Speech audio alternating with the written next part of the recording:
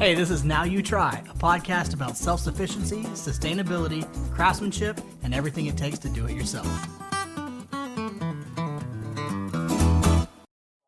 eventually it all runs out and it all breaks, but who are you at the end of it? Like, what have you learned? So that's kind of why. And how could you restructure society to make it happen again? Like, can you contribute to that? Right. The rebuilding, Yeah, like, and that really comes down to, like, what kind of human are you? Yeah. Because, I mean, humans can make tools and stuff. Like, that's going to happen. Yep. If you leave a bunch of humans sitting around long enough, they're going to make stuff and they're going to change things. Make them hungry enough, they'll figure it out. Absolutely. So. Or, start killing each other. Yeah. That's the other danger. So you're a professor of kinesiology at Indiana University, correct? Yes. And where are you living nowadays? So I actually live in Columbus, Indiana, which is about an hour south of Indianapolis, and I work up on the Indianapolis campus, which is Indiana University has regional campuses just like anywhere else, like major universities, and the regional campus for Indianapolis has all the health sciences and med school. Okay, and that's where you're the director of the graduate program in health sciences, right? Yep. Okay, gotcha. So I couldn't help myself. No, the reason that we're all in Roanoke, Virginia, and that Aaron and I are here and you're here is that we're throwing in the Highland Games. Like we have to mention it, that we're all throwing in the Green Hill Highland Games tomorrow. That's the big reason that we're here. I just didn't want to miss the opportunity to sit down and talk to you about what you're doing right now. So it was like one of the first things, and when I did mention to you that I wanted to talk about your research, and you seemed really happy to not talk about Highland Games for at least a stretch of time. Yeah, exactly, because we'll get enough of that tomorrow, and yeah. And I figured get it out of the way now while we still have our voices. Yeah, because screaming all day over bagpipes, true. Not gonna. I was singing Blind Melon's "No Rain" the entire way down. So, trying to get my podcast voice ready. Oh, good. That's how you warm It's a little, Get it smoky, gravelly. 5 hours of singing that. You do have a sultry quality to you right now. I knew what I was getting into. Really coming through. I'm not going to lie. So, but I dug your excitement about talking about your research because when I had the thought, like, man, I want to sit down with Zach because I kind of knew your background. I started looking into your research, and you also sounded pretty excited about what you most recently worked on, your most recent publication. Yeah. So what's going to give us the version of that we'll understand. Well, I think it's important to understand where my educational track brought me to that point, because there's something that kind of intertwines athletics, everything. So I started my undergraduate degree was in exercise physiology.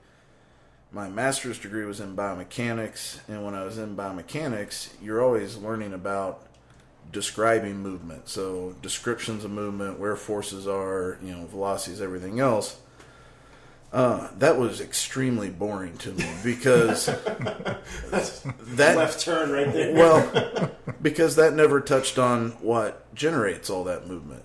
And so then I thought, well, what generates all that movement? Muscles are dumb.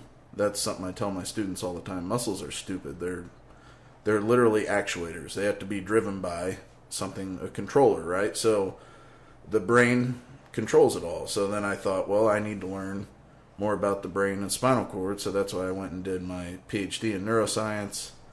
Now the brain is in the chest, correct? Some people will say it's even further south than that, but yeah. So it's so I went and did my PhD in that, and then I did a postdoc fellowship at Northwestern in biomedical engineering.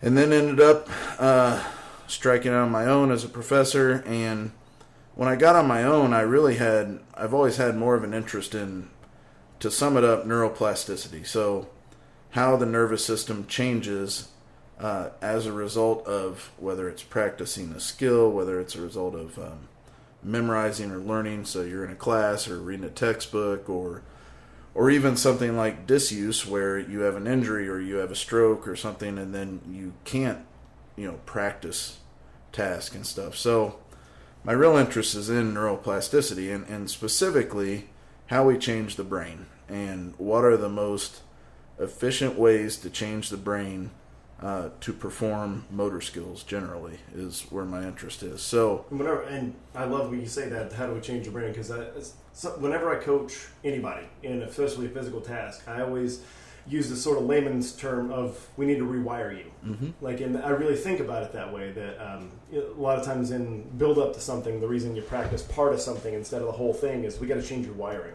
like how this whole thing works. So that stuck out to me as like, well, that's where the wiring center is going to be. So the easiest way I have of explaining kind of the overall premise of it and what I tell my students is, imagine, like take California, for instance. California, you have some major cities. So you have San Francisco, Sacramento, LA, San Diego, right? And they all have their own areas. So when we learn in the brain, right, the first thing that happens is the connections between those cities that say they already existed. So we'll say old highways, right? They open back up. So now information can transmit between city 1, city 2, etc. The next thing that occurs is LA, San Francisco, these cities start to expand.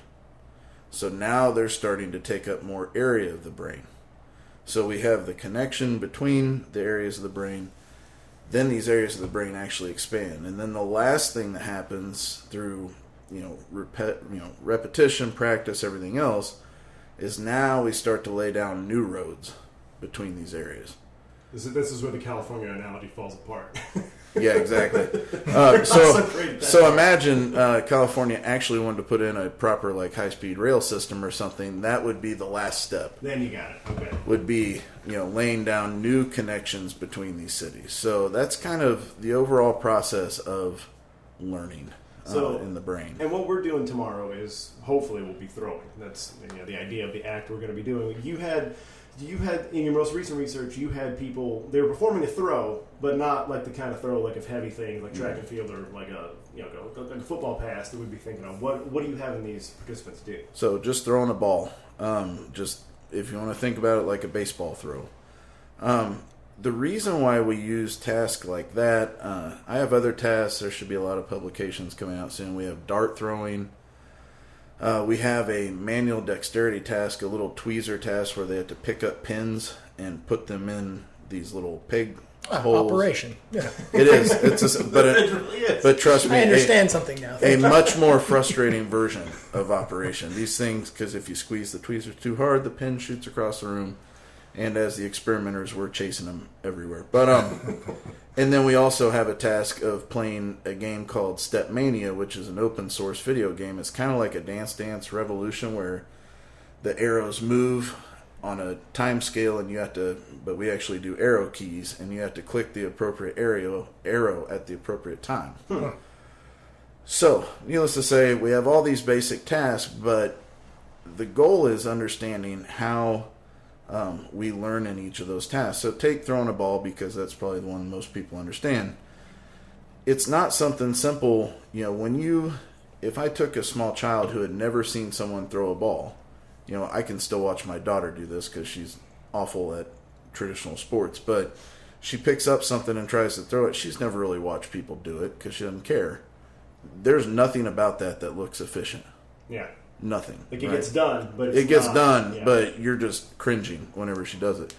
So what we typically do when we learn is we watch someone do something and then we replicate the behavior. So when we do that, it's still a novel skill to us.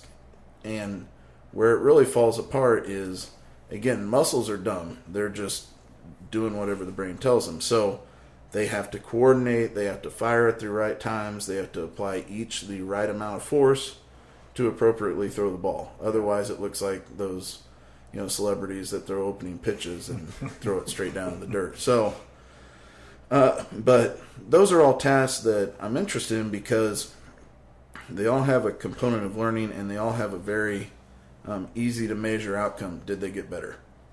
So what's the get better? Is it distance, velocity, accuracy? Target accuracy. Target. How far away is target? I forget for this one. I think we did 30 yards. 30 yards? That's pretty legit. It's distance and the same thing with what kind of target? Like a block target, like an arrow, like an archery target? Or no, it's like a bullseye target. But then basically what we do is chalk up the balls and put on a black background, and then we can measure distance from the target on every single throw. So Smart. very simple thing to do. And then just to add on to that, like this isn't complicated, but I guess you could say my intervention in research is I use non-invasive brain stimulation to accelerate the learning process. So we're talking about electricity. Using electricity. Right. So transcranial direct current stimulation, TDCS, is the technique I use the most. And essentially it is applying a very small constant current to those areas of the brain that are active when you perform the task for, usually we do 20-minute bouts while you're practicing. Okay. So say you're going out and shooting free throws. We could apply this transcranial direct current stimulation over the brain of those areas of the upper body where you would be actually, say, shooting the basketball. Now, where exactly, like, if we're talking about, like, the task, one that you have, what area of the brain? Like, because that's, to me, that I'm sure that, you know, to somebody that has a background in neuroscience or in kinesiology, that's going to make sense. But what part of the brain? Like, if we're shocking from the outside, what are you looking for? What structures are you looking for in there? So we mainly focus on two areas. One is the primary motor cortex, which hard to do when you're not on video showing it, but it's about midway back through the skull and about, well, basically if you go to your ear and go about 2.5 inches up, that would be the hand area of the primary motor cortex. Okay. There's what we call it the landing strip, but that's the primary motor cortex. So that is where all movement is generated at. Okay. But then we also use the cerebellum, or the little brain as it is in Latin. So the cerebellum's on the back of the head. And the cerebellum's really important in all your coordination and timing. So a lot of times we'll study one or the other of these areas, or we'll actually do stimulation of both these areas concurrently, so that we're helping shape the movement from the primary motor cortex, but we're also improving the timing and coordination with the cerebellum. So while somebody's practicing a physical skill, you're shocking them. I mean, I'm guessing they're not in a great amount of pain. They feel it. Yeah, I'm sure they feel something. It feels, some people don't feel anything. It feels like an itch. You have an itch on top of your head or wherever the stimulation is. How does it look? So is it like a lead, like you would on an EKG? Yeah. Does it look It's a similar little to that? sponge pad, and It's like a needle going in there. no, this Talking is like Darth Vader with his helmet off. What? no.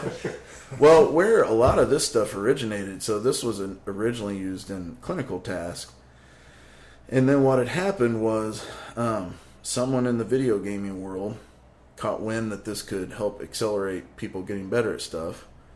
And as there's always money to be made, right? Someone made a system, a transcranial direct current stimulation system that they sell to gamers.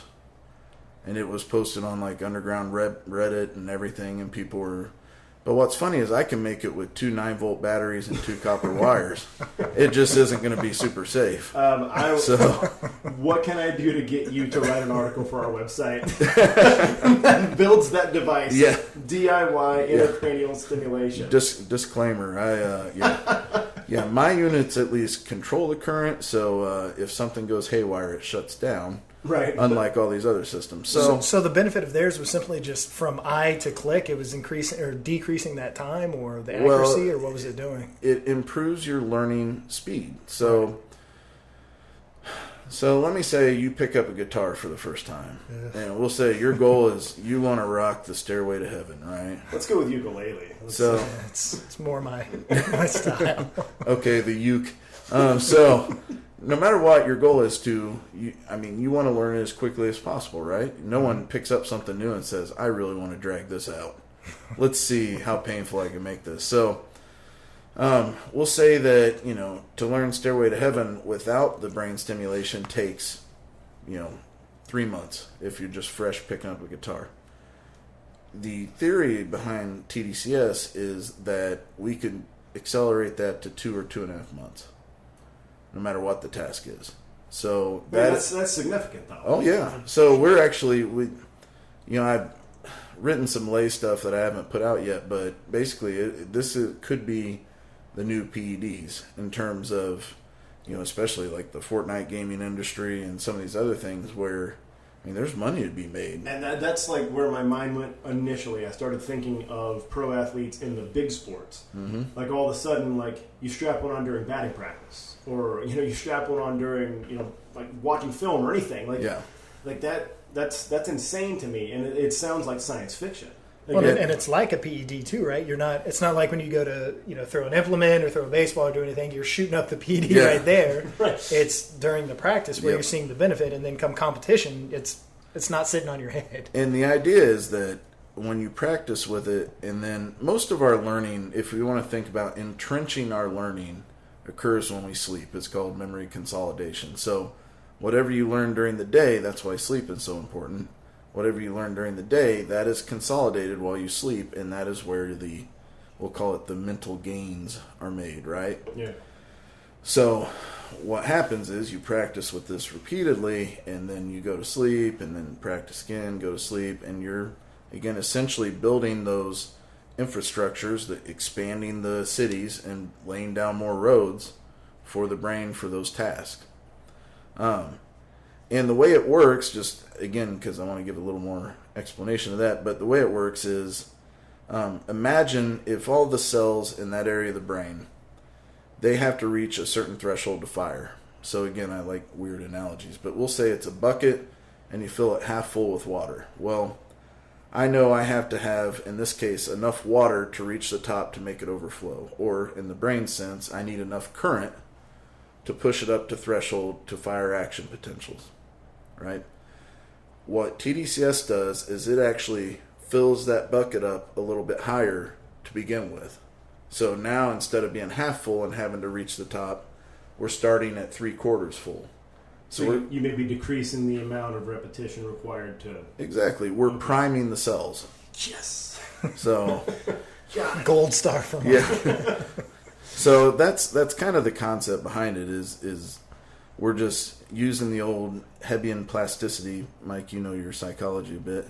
Hebbian plasticity is, cells that fire together wire together. Right. So the more we can get specific movements in specific areas of the brain and specific cells to fire together, the more likely they are to wire together and generate more efficient movements. And that's literally what cueing is for athletes a lot of times is, I'm going to take this idea or this stimulus and pair it with the stimulus we want, so you start doing those together.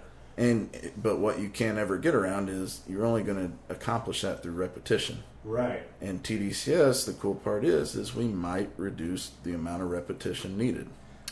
Well, so in the ukulele analogy you gave, where maybe it takes 3 months to learn Stairway to Heaven, you take all the way down to 2. Have you been able to identify something, or how to identify how quickly it takes to deteriorate on the other end? Well, we have a pretty good idea of how quickly it deteriorates, simply because, again, our disuse studies. So this is what's funny. The disuse side has been studied a lot because we study things like stroke, spinal cord injury, Parkinson's. So we study when normal movement is disrupted. So say you have a stroke, it's a minor stroke, but you have a period of basically inactivity, and then you regain full function, say 2 months later. Well, then we can easily measure how much you've deteriorated in something. Right. But it's kind of the opposite in that we've always believed that learning only occurs at a specific speed, and we can't really do much to change that. Some people learn a little faster in some things. Some people learn a little slower or whatever. That's just the way it is. But whatever the speed is that you're learning, the goal would be that we optimize it for you. That's no matter what it is. So there being, like you're saying, like individual differences.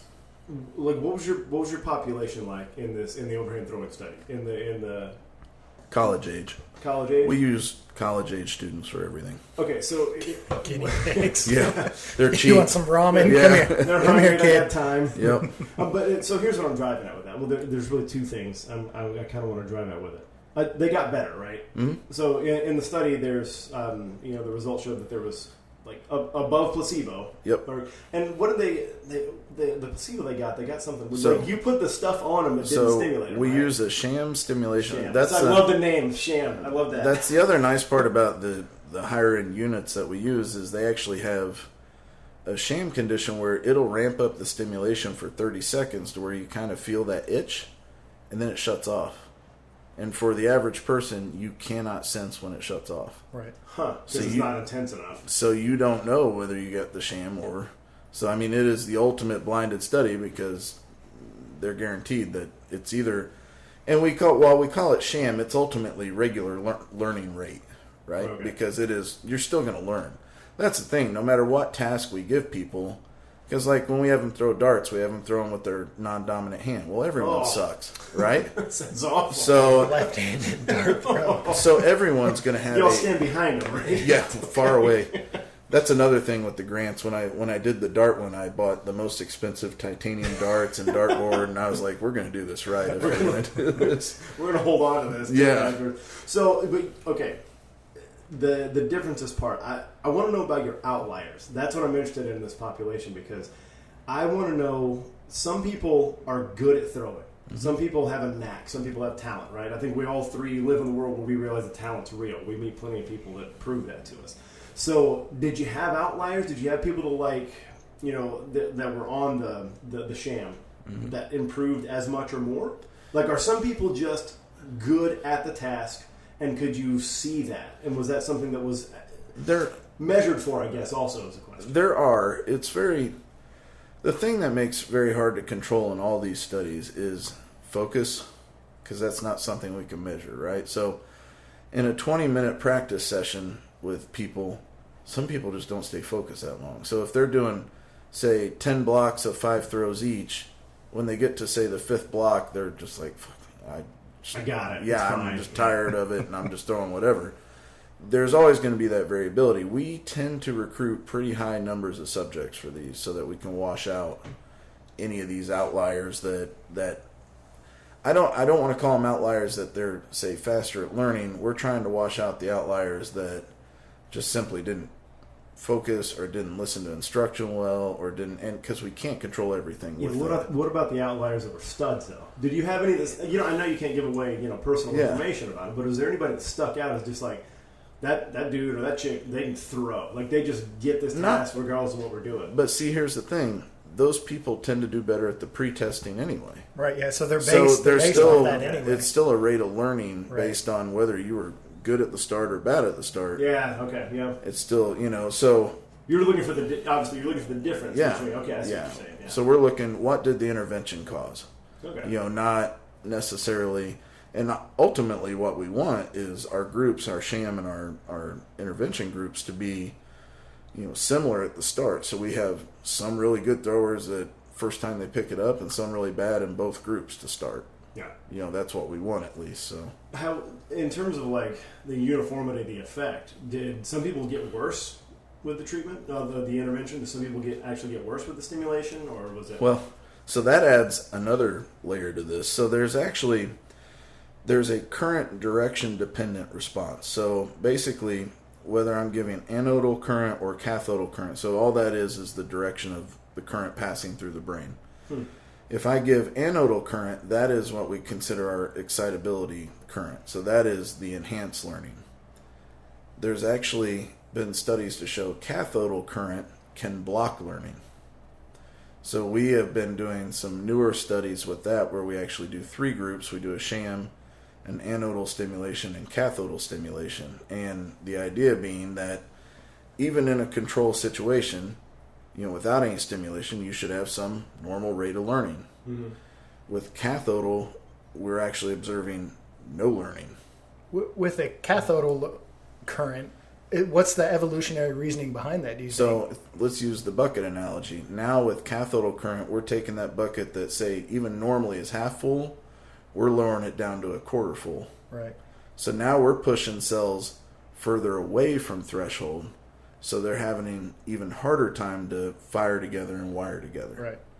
So that is now why you would ever want to do that? Right, like evolutionary. What's the benefit of that? Yeah, I'm not learning they're just being thing. like some sort of trait that's like, oh, that's the stupid guy. That's the one. Yeah. Well, it could be like any other thing though, where it's like there just wasn't enough pressure to get rid of it. Yeah. There wasn't good enough reason for it to go away.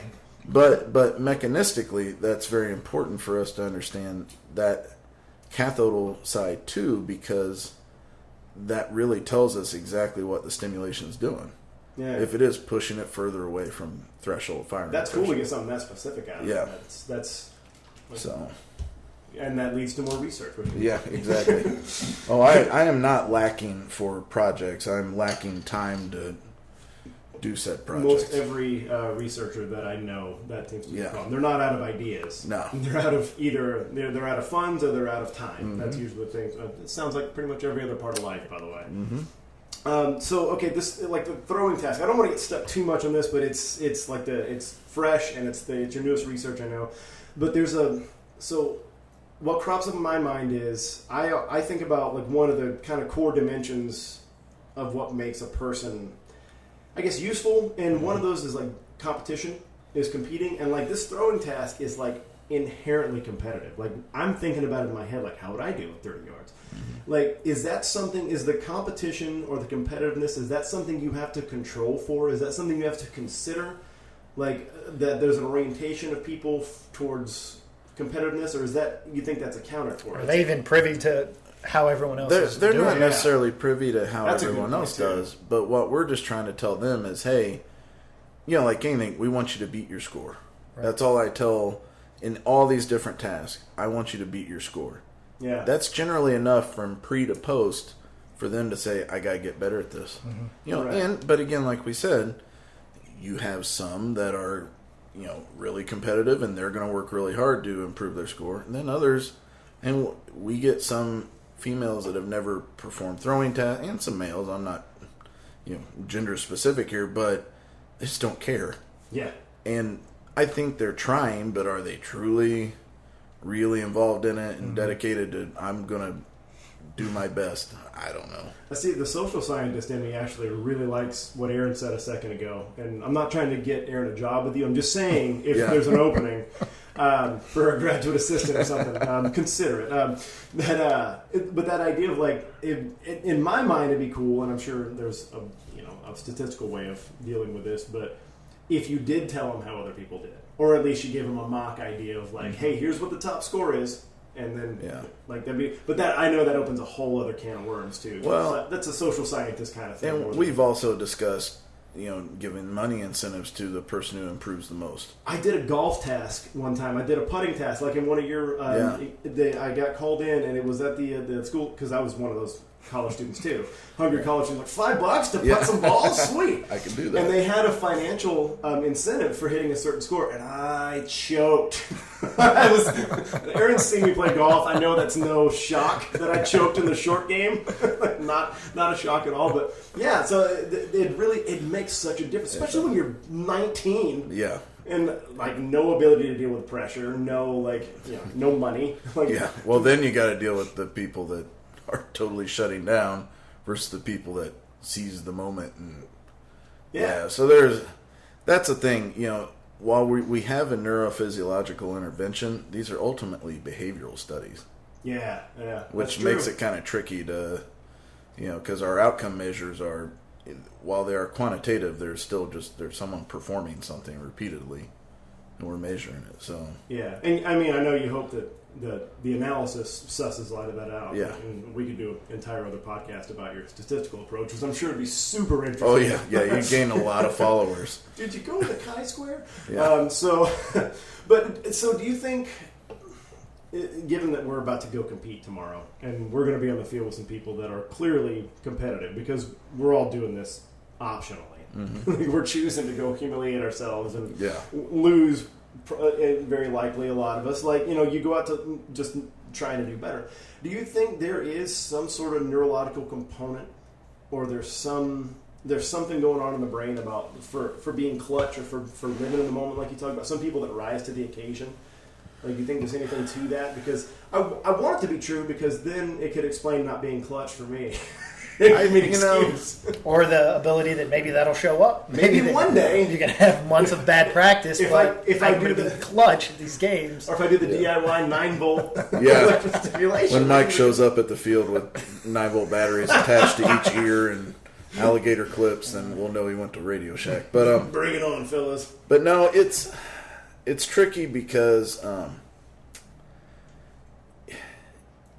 I still firmly believe repetition generates that. Are there individual differences? Say just in this room between us three, sure. There's going to be individual differences. I like to think I handle clutch situations pretty well. I don't think I'm special. That is a special trait of mine. I think I've built enough reps in that I'm actually just the opposite. And when people ask me this, and Aaron, I've talked to you enough online and throwing stuff, but I think the people that turn their brains off do better. For sure. Because it's a topic that's in Mike and I's inbox right now, talking about being able to just unplug, turn it off, and let the body do, the mind do what it's going to do, come competition. Let it go to default. Yeah. See yourself do it once and then shut up. Yep. Because your default's probably better than what your brain could intervene. Yeah, that's well said. Yeah. So, well, it's a complicated organ, and if you let it, it'll tell you a lot of stuff. It'll give you a lot of input and process a lot. And notice and that brings up an interesting point. So, I talked about the primary motor cortex and the cerebellum that generate movement. I did not talk about the frontal lobe, which is consciousness and decision making. Oh God! So that's where all the mess happens. But that's exactly my point. So as much as we can dissociate the frontal lobe from the other two motor areas, don't you think that's where we would ultimately be better at? Because that's taking all that decision making, the worry, the consciousness, everything out of it, and allows the motor areas to do what they should do. It's just your different filters, right? I mean, it's exactly filtering everything. And just, bypassing that. Yep. Pretty cool idea. All right, so skipping to just completely different subject, but another subject of your research. This is something that's I feel like is going to be near and dear to where Aaron and I are right now. We're going elk hunting in September. This is like we have birthdays that are near each other. We're heading up into the mountains. Total bro out. We're going up there, but we're hunting archery elk. Okay. And we're both spending a lot of time shooting a bow and trying to get better at that and working through the task of that. And one of the things that stuck out to me is that we're spending a lot of time with this bow, pulling it, holding it at draw, trying to hold it steady and not trembling and not wobbling and not moving. And then, so of course, the flags go up my head when I look in your research and see that you have this research about rambling and trembling. Yeah. So I don't have a fully fleshed out question. I just want to talk about it and see if I can use anything that you say here. But that's the first thing. Like as a hunter, that stuck out to me. That idea of steadying a rifle, steadying a bow, those kind of tasks that involve that. So I know what trembling is. What is rambling and trembling first off? And feel free to just roll into the research. Yeah. So let's take a step back. So during my PhD, I worked with professor out of Colorado, Roger Anoka, who's he has 400 publications. He has a successful textbook that's used everywhere, but he studies muscle fatigue, neural fatigue, and also he studies steadiness. And specifically how motor neurons, which are the cells in our spinal cord driven by the brain, affect that. So how they fatigue, how they impact steadiness, everything else. So all my PhD publications were based on fatigue and neural fatigue and the concept of how fatigue affects motor output, so how we can control muscle contractions, everything else. But what's interesting, he's also the world's leading expert, and he testifies all over the world on accidental firearm discharges. Because he did his first one maybe 25 years ago, and now he probably does one or two a year that he gets called in as an expert witness on. So the thing, when you get into a fatigue state or an excitable state, you have increased sympathetic drive, right? So you're increased fight or flight. Well, what we don't think about is the sympathetic drive affects everything. So in particular, it affects the firing of cortical neurons and motor neurons in the spinal cord. So the idea is that the higher the sympathetic drive, the less steadiness you have, the less ability to resist fatigue, the less ability you have to control the movements you're doing. Yeah. Right? So when you're out practicing, your shots, and the harder you work at it, what do you think's happening? the more fatigue you're getting. And the higher the sympathetic response, right? Because the more, say you have the first bad shot, and this happens in throwing too, I can relate it right back to that. the first bad shot, the first bad throw, you get more angry, more upset, more pissed off. Sympathetic drive goes up, blood pressure goes up, heart rate goes up. Blood flows from the extremities into the organs because it's a fight or flight, and we're going to protect the most important things first. All this stuff happens, right? All that is detrimental to the task that you're trying to do. Yep. So the best hunters in the world, the best policemen, the best Navy SEAL are the people who, in the single most stressful situation, whether it is under fire or whether it is the 7th day out on a camping excursion and you're tired and you're a little bit hungry and you've probably had too much coffee, right? It's the person who can steady it the most and lower that sympathetic drive. And I'm going to take a wild guess and say that the way to do that is repetition.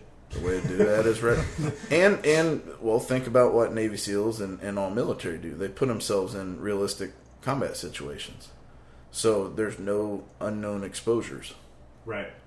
So the problem is, like, you go elk hunting, and the first time you see one, it's not going to be, oh, I've been here 100 times. There's no way to avoid that. I mean, I've thought about that already when we go to Colorado. There's just, and that's a big question in itself. How do you recreate those stressors out there, whether it's throwing, it's elk hunting?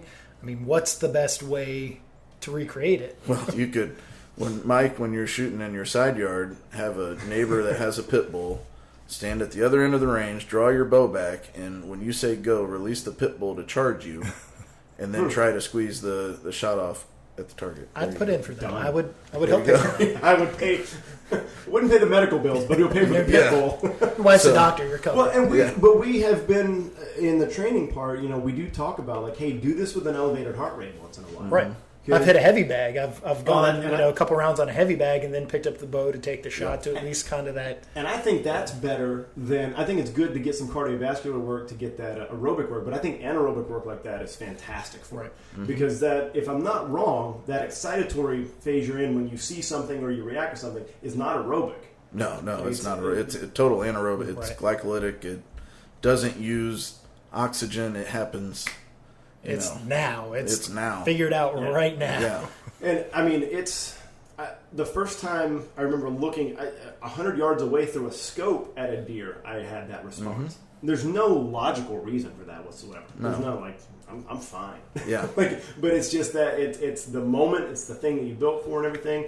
It's a wild thing. That idea, I really... When you said the things about not controlling your body movement, for those that don't know, Aaron spent a lot of time shooting pistols. Like, he spent a lot of time shooting. Mm-hmm. And you know for a fact that if you're not in control of your body and you start to get fatigued, your fingers will literally twitch on a trigger. Absolutely. Like, you'll pull it, and just back to what you're saying about, the professor, he was your, I'm guessing. Yeah, he was my PhD. Your PhD, yeah. You'll pop a trigger or you'll pull something and not realize it because you'll tremble into it. And the more precise an action you're trying to do, whether it's competition target shooting, the more precise those instruments become, meaning that tremor it's a lot more effective. It's magnified because everything's so sensitive at that point. Well, especially with those, like, the competition pistols and stuff, and like you breathe on it. It's popping. You look at it the wrong way. Well, and the guys that do the courses and stuff, they have to be in great shape. Yeah. Right. Because you can't allow your physical state to affect your shooting state. Yeah. So that's ultimately what we're trying to do, is dissociate those two to where your physical state is always under control enough, and then you're only focused on the shooting state or whatever your target is at that time. So what is rambling? That term's used in the research. What is rambling versus trembling? So rambling and trembling it's basically a mathematical analysis. It's not as sexy as it seems. But the idea is that within every movement we do, we have small oscillations. So whether it is walking, whether it is standing still, whether it is holding a pistol in front of you, right? So rambling and trembling are essentially getting at how well are you able to control those oscillations to where we move with them. So take a firearm shooter, for instance. They're going to move. You can't help it. Breathing, everything affects, right? The person who does the best is the person that locks in intuitively, and we don't really know subconsciously whatever it does, but basically pairs up with that rambling and trembling and uses it to their advantage. Would you think that's more of a controlling it or anticipating it? I think it's both. Yeah. I think it's both. I think the people that are naturally the best at it are people that anticipate it the best. Right? But, again, that's a lot of that's sympathetic. That's that fight or flight response. It's the same way a fighter that steps in the ring. How do you predict which ones are going to have adrenaline dumps and which ones aren't? It's kind of hard to guess that, Now, the more reps you have, i.e. the more fights or the realistic sparring sessions, the less likely you're going to, or the better you're going to be able to control it. Yeah.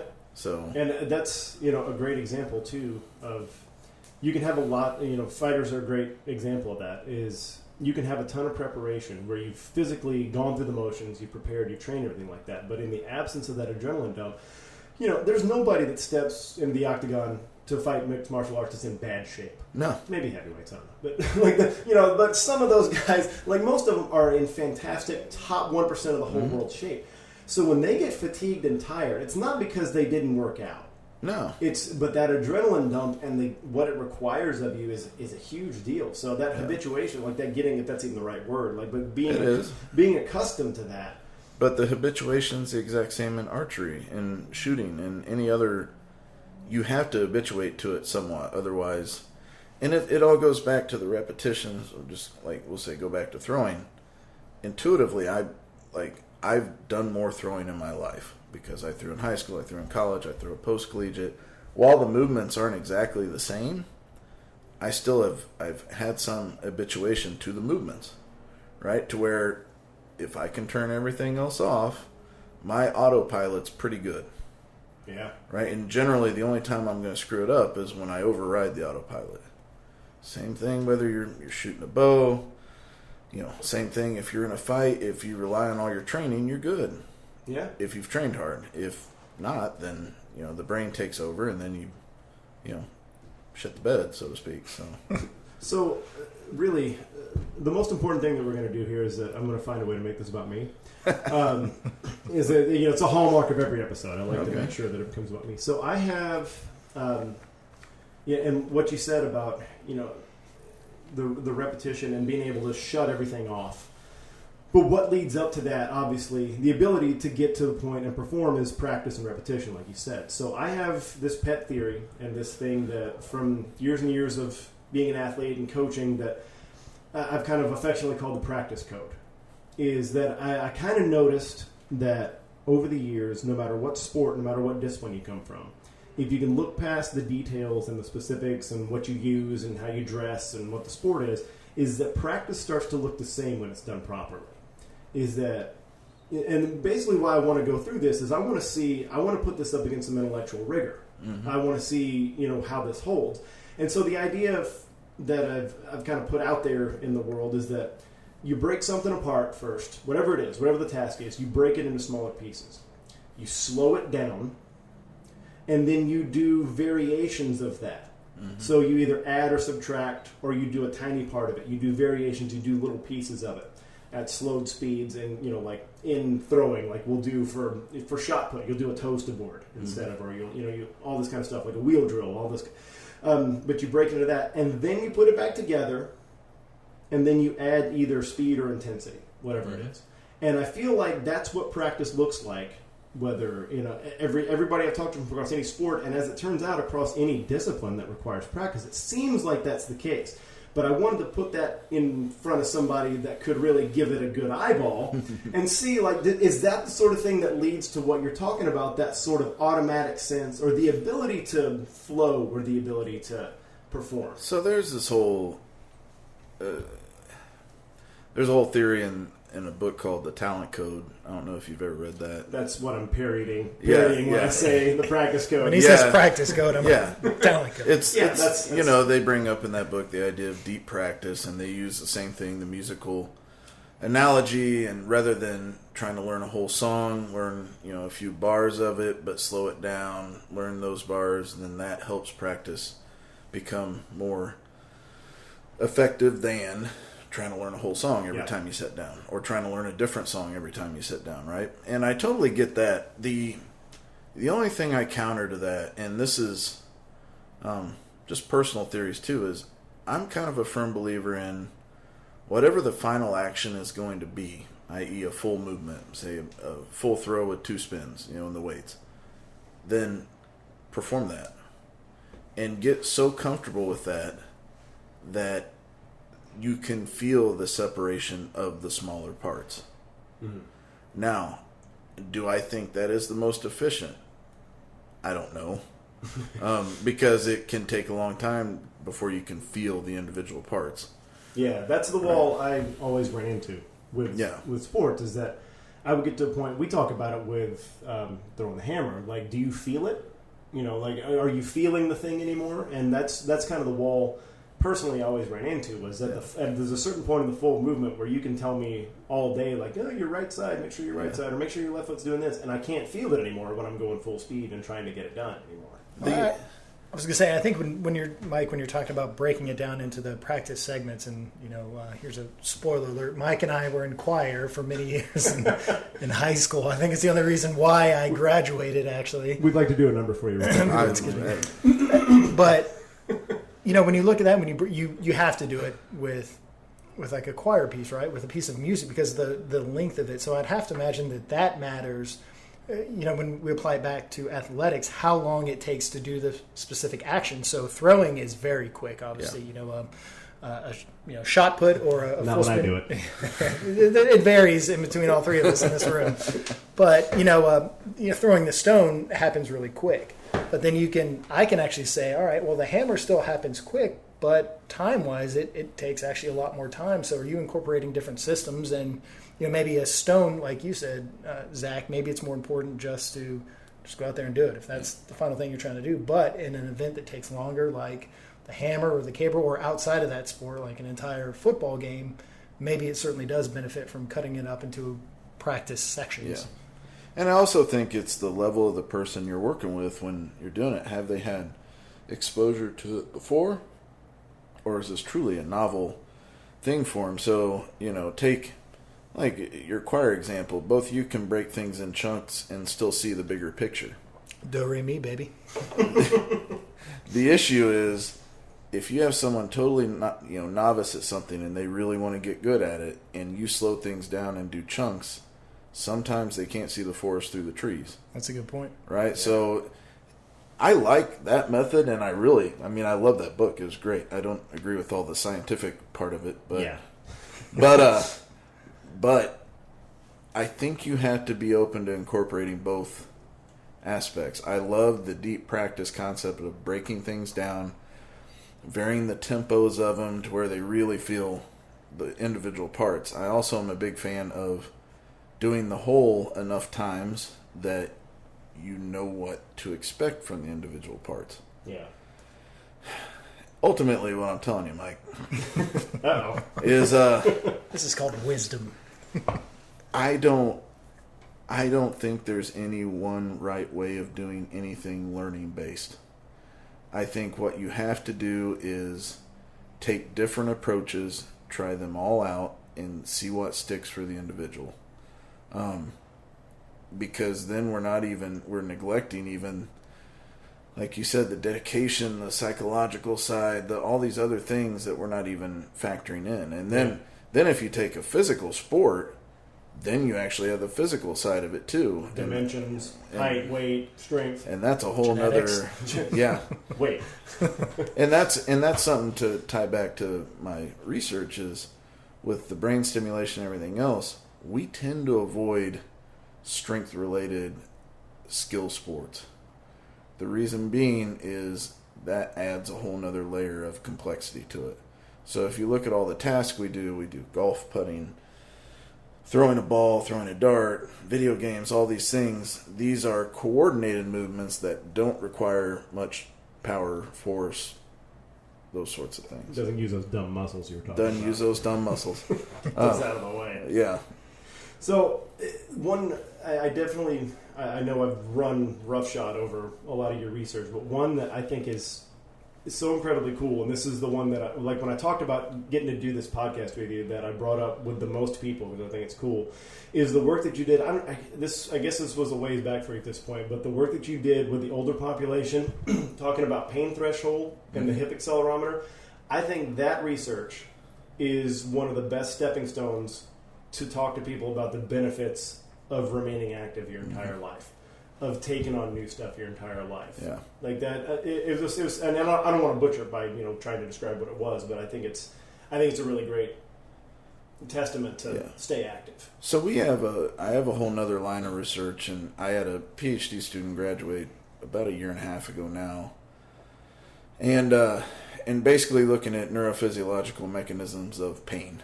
So I have this real big interest in why outside of the psychological interpretation of pain, why do different people have different pain, right? So yeah, we can all three break our leg the exact same way. We're all going to have different reactions to that pain. You just feel like you got threatened by Zach a little bit? A little bit. Yeah. A little bit. I'll be the one without my leg broken. No. I'll break mine just walking. So, but the issue, there's one, the psychological side, but I also firmly believe there is a physical side to our, we have pain receptors. So there is a actual neurophysiological pain response. We have nociceptors send the signal to the spinal cord up to the brain that say, ouch, right? And then I have another researcher at IU that I work with, and she does a lot more of the behavioral and physical activity with pain. So we kind of combine that, and now we also have TDCS, because there's some research saying that TDCS of the cerebellum can actually reduce perception of pain. So now we have those studies going too. So you're going to try to shock some elderly people next, is what you're. We're going to try to make elderly people not feel pain. I like to think of it that I way. think that's probably That's much nicer, That's probably a Michael. nice way to put it. Come here, Barb. Yeah. Nance, get over here, Nance. This, Come here, Ruth. This helmet's good for you, trust me. But I think even Mike and I were talking about this too. But even pain receptors with the hook grip with thumb, there's throwers that can be sidelined an entire season because the pain from hook gripping is just excruciating. That nail bed gets damaged, you lose your nail, and then you have other throwers that can just have mangled cauliflower thumb, and it's nothing. It's like it's a non-issue to them. Yeah. So, it doesn't bother you. But so, and it was funny because I was talking to my mother-in-law, who is. I brought up both my in-laws this time. This is fantastic. It's got to be a first for the podcast. But she's coming up on 70 soon. She's going to hate it if I say that out loud. But I brought up your research to her because she's really made it a point to be more active as she goes on. Just that idea that you're literally, and tell me if I'm kind of getting the gist of this wrong, but in more active older people, which is the study was targeted at an older population, that their inhibition of pain was better when they were active instead of sedentary. Sedentary people felt pain worse, like subjectively felt their pain worse, whatever that was. Oh, it's clear as day too. The effect it's not even a marginal. A lot of things we say are so important in research, and the reality is the effect size or the outcome is. While it might be statistically significant, you're kind of like, whatever. I don't really know if I believe that it's... Eke that one in under the threshold. Yeah. But this was actually one where it is...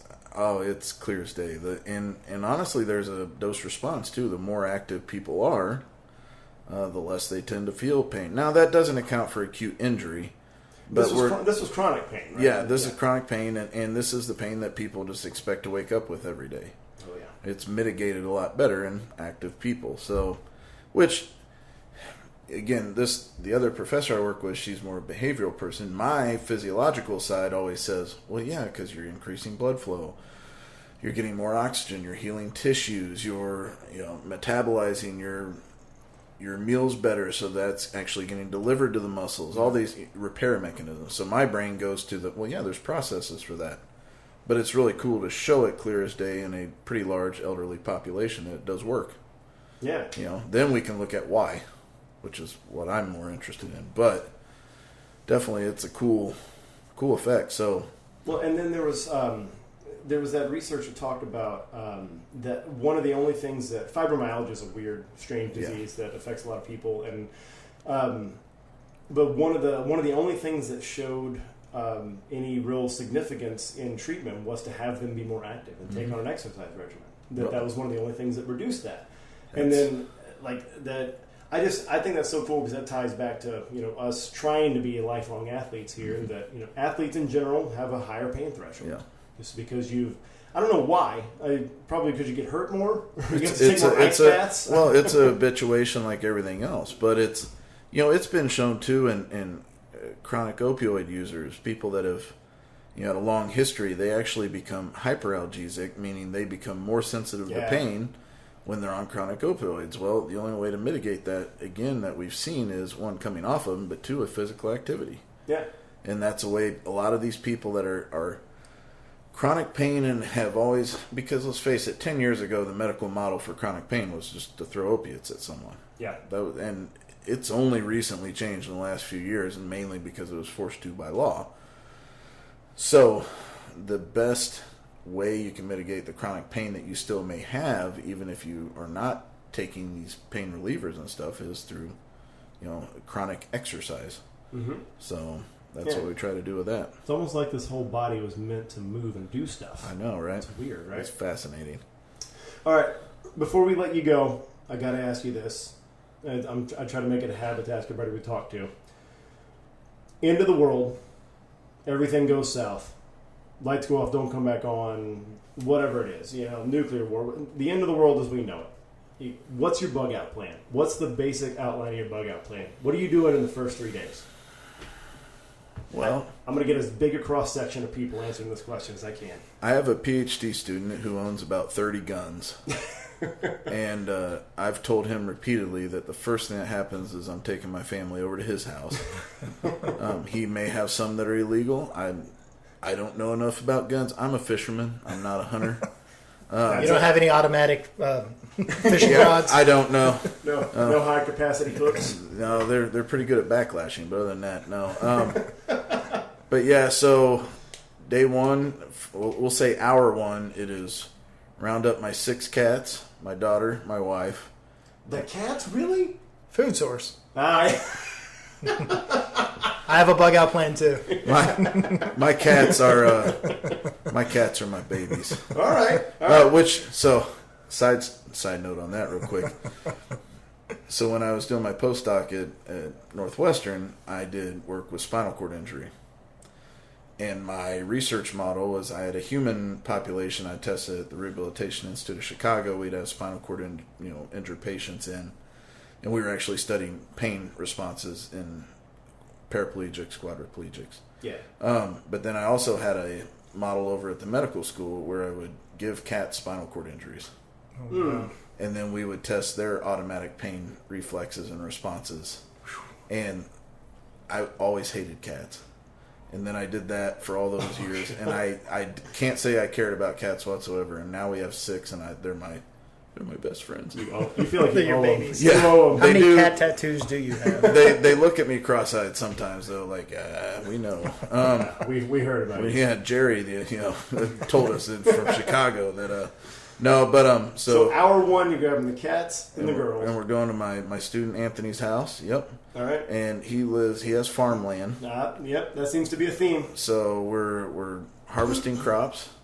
I'm more of the probably conquering type. I would probably lose my inhibition real quick and probably just start slaying people for own personal gain. Yeah, no, I think that's the way to do it. Yeah, So. it's that's got to be the top approach. We have all those big swords from the competition. I know. It's true. My wife would be the type to be like, screw them. We got to take care of ourselves.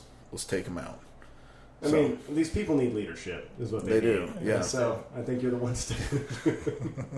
I just can't run far. We're gonna have to find a way to bring them to us so we can slay them. Well, you got the crops. Yeah, and the cats. Crops and the cats. We put them out. In Somebody's got gotta pull the people plow. say, ha. All right, Zach, it's been a good time, man. Thanks for talking about your work with us. Really do appreciate it. Thank you. Thanks for listening to the Now You Try podcast. Check out content related to this episode and all other episodes, or contact us with questions at nowyouTry.com.